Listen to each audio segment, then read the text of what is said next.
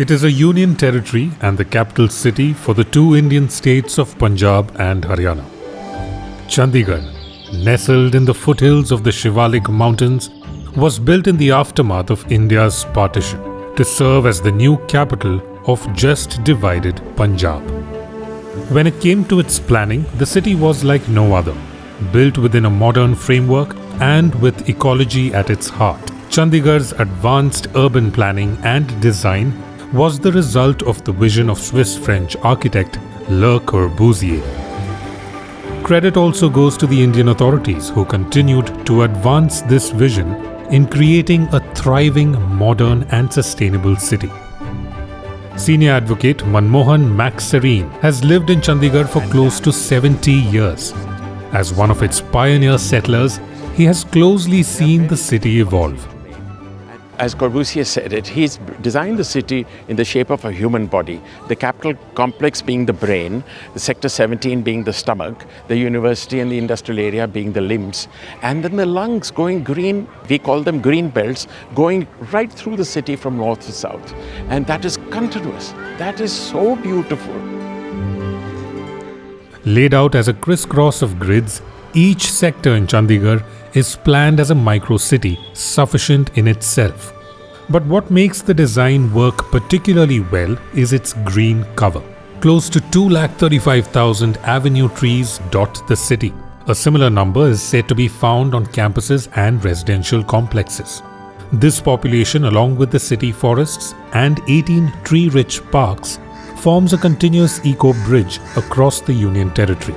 Right now, we are at the private library of M.S. Randhava, the first commissioner of Chandigarh, a botanist and the man behind its meticulous treescape planning. Veteran ecologist Professor Ravinder takes us through how every tree planted had been thought out deliberately. On those roads which are fast-moving traffic roads, there he planted deciduous trees. So during winters, these leaves will fall and there will be more light on the road. And close to the houses, short trees. Likewise, close to the market road, short trees, flowering trees, evergreen. So that during summers, the rickshaw puller, cyclists can take shelter, brief shelter under the shade of the tree. With a subtropical dry climate, Chandigarh witnesses a wide range in temperature. Summers here are hot and winters cold, with temperatures that can range between 0 to 44 degrees. Climate responsiveness, therefore, was a key consideration in its planning, and thus the need for elaborate tree cover within the city and along its fringes. The recent years, though, have witnessed the city change. It no longer is a quiet haven for a small, conscientious local population. It seems more like a city bursting at its seams and struggling to keep up under new pressures. Originally built for a population of 5 lakh residents, Chandigarh today has almost 2.5 times that number. For every 1,000 residents, there are 878 cars, making it a city with the highest per capita vehicle ownership in the country. On an average day, a whopping 1.5 lakh vehicles enter or leave Chandigarh. This is more so because of its location, a strategic transit route for tourists heading to the popular hill stations of Himachal Pradesh and Uttarakhand. Moreover, as Serene points out, while the allure of a clean and comfortable life has been attracting newer resident populations, what seems to have been lost is a sense of responsibility towards the city. The topography or the social environment has changed because initially people who came here were all refugees and they had a feeling of belonging. They were starting a new project. So everything was done in accordance with the rules. Nobody wanted to violate any rules. But as time passed and as the development of the city became more evident and people realized it's being a success, that's when a lot of the people came into the city to make money, especially land developers, etc. Chandigarh, once known for its clean air, witnessed AQI levels of 360 during 2023 Diwali, the worst index in the last 5 years. We spoke to a few locals to see if they had noticed a perceptible difference. अब तो है कुछ प्रदूषण है, बहुत थोड़ा है जरूर, प्रदूषण नहीं कम होगा, जैसे गाड़ी पब्लिक बढ़ेगी वैसे प्रदूषण बढ़ेगा. 5 to 6 years back, there was no traffic, but as you can say, you know the process of loans and all stuff. So according to loans, everyone is taking their cars, and so due to that reason, I think there is more traffic. What has been adding to an already growing problem is the pace at which Chandigarh's satellite cities have been burgeoning.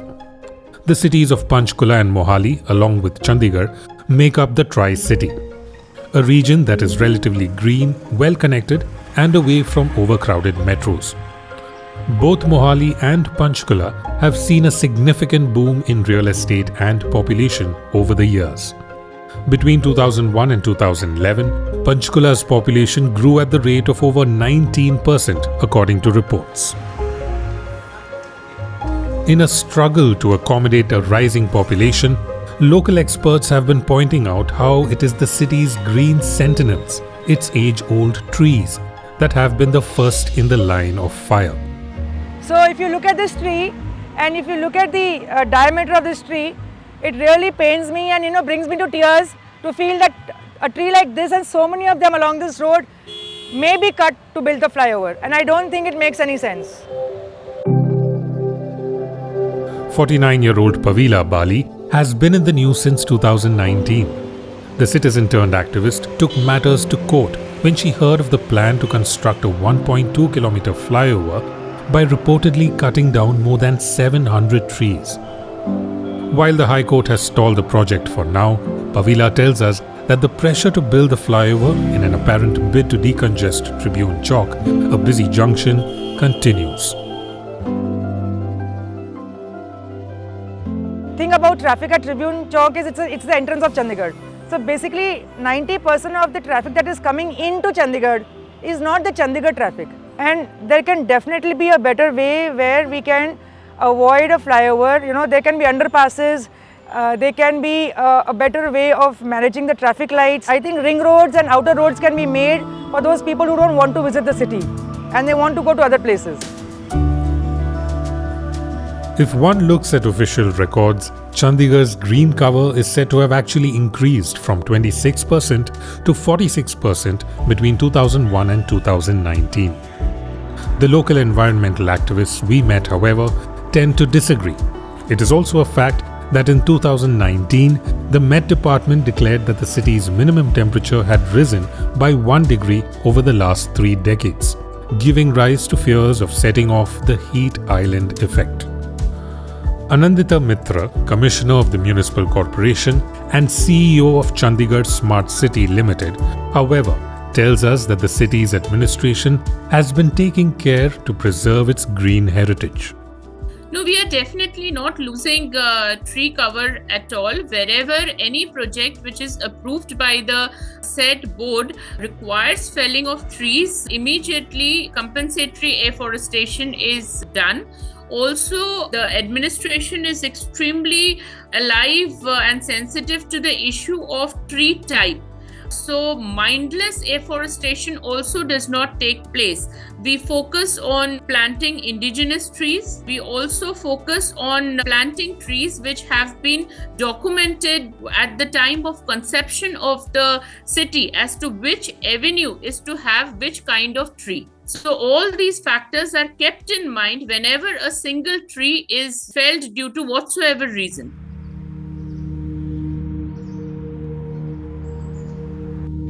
Chandigarh का जो forest है वहाँ का आपको ज़मीनी हालात दिखा रहा हूँ। स्मार्ट सिटी प्लांट सिटी के अंदर हो रहा है और 2 स्टेट के चीफ मिनिस्टर यहाँ बैठते हैं। हम चंडीगढ़ का जो सेक्टर 35D का जो मार्केट है उसकी पार्किंग में खड़े हैं। यहाँ की आपको मैं चीज़ दिखाता हूँ। यहाँ चारों तरफ पेड़ थे पहले, मतलब, और आज मुश्किल से 5-6 पेड़ बाकी बचे हैं। पूरे चंडीगढ़ की पार्किंग्स में यही हाल है, पेड़ ख़त्म हो रहे हैं, उसकी जगह को भी पक्का कर दिया जाता है या 1-2 साल खड्डा भी वहाँ पड़ा रहता है, नया पेड़ लगता नहीं है, या सरकार नहीं लगाती या दुकानदार भी उसमें दोषी हैं, वो लगाने नहीं देते हैं। Likma Ram Budania is a social environmentalist and one of the most active voices from the Union Territory. For the last 15 years, he has been meticulously video documenting any environmental lapses he comes across, sometimes several times a day.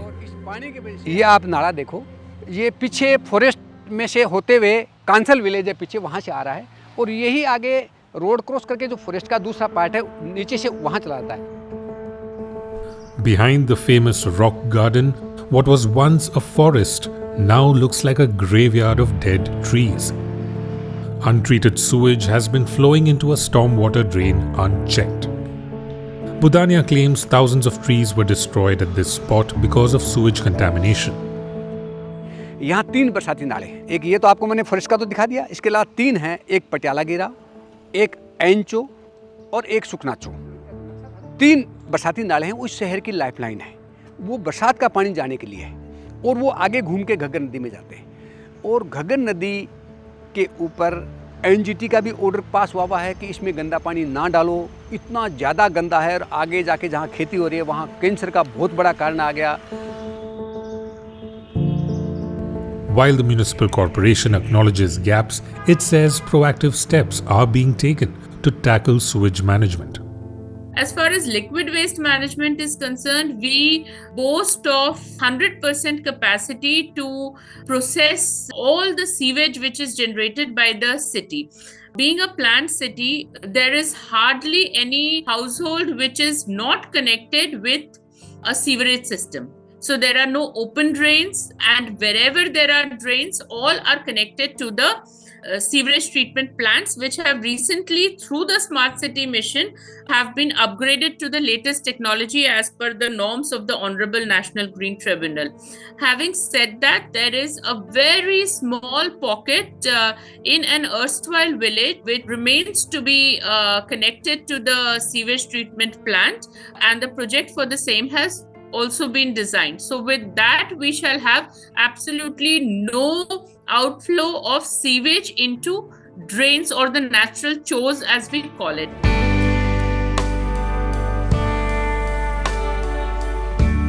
Over the last 2 years, Chandigarh has been adjudged the best smart union territory in India across areas of e-governance, sanitation and smart mobility.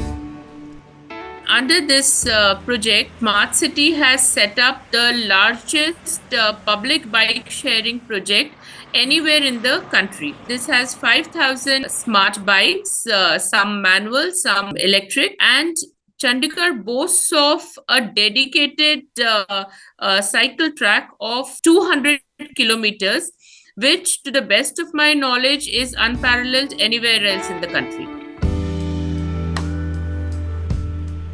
Once again, the activists we spoke to seem to be in disagreement, claiming that many of the plans on paper don't translate into reality.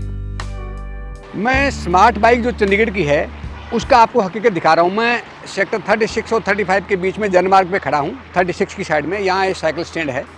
यहाँ मैंने मेरे app से जब unlock किया पहला cycle, और unlock करते मैंने साइड में किया तो उसका ब्रेक नहीं था।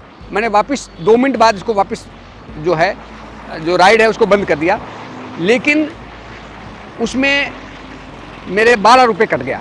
फिर मैंने 2 बाइक और हैं यहाँ, इनको मैंने अनलॉक किया तो उनकी खुद अपने आप ऐप बता रहा है कि इसके अंदर बैटरी डाउन है। ये हमारे स्मार्ट बाइक की सच्चाई है कि स्मार्ट बाइक कितनी स्मार्ट है। Budania, who cycles on a daily basis, also claims that many of the city's cycle tracks are faulty in design and pose safety threats. The city administration maintains that the project is robust and they are addressing the challenges. There are several challenges facing the project. The first and foremost challenge is vandalism. Somewhere citizens or sometimes unscrupulous people as well do not treat the cycles as they would probably treat their own cycles. To overcome this particular challenge, we are in the process of setting up CCTVs at the docking stations, which have been found to be more vulnerable to these vandalism activities. The other point which you were mentioning, which was about batteries often running out. It is true that batteries do run out. However, that does not mean that the cycle stops working. These are pedal assisted cycles, and by and large the concept of the project was to make people healthier and be more aware about the benefits of cycling. The assisted cycles are just an add-on.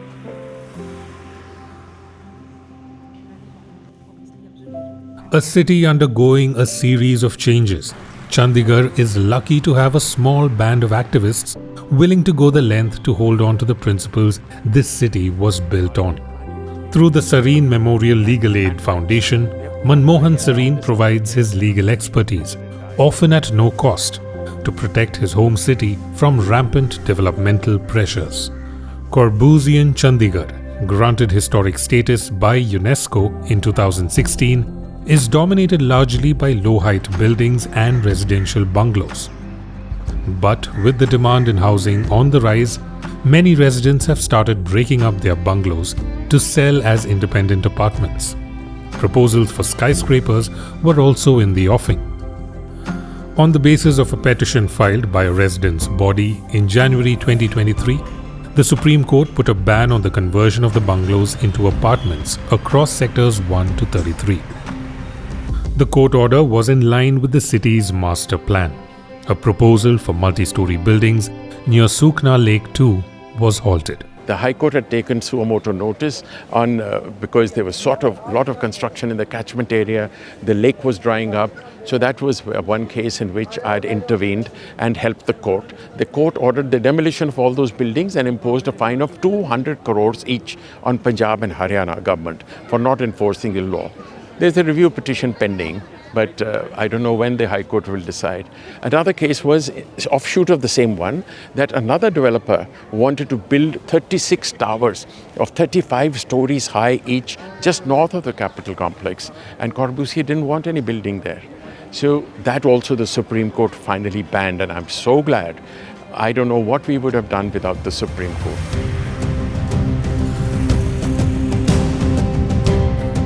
Thanks for watching Eco India. If you like the story, please give us a thumbs up and subscribe to Scroll.in on YouTube.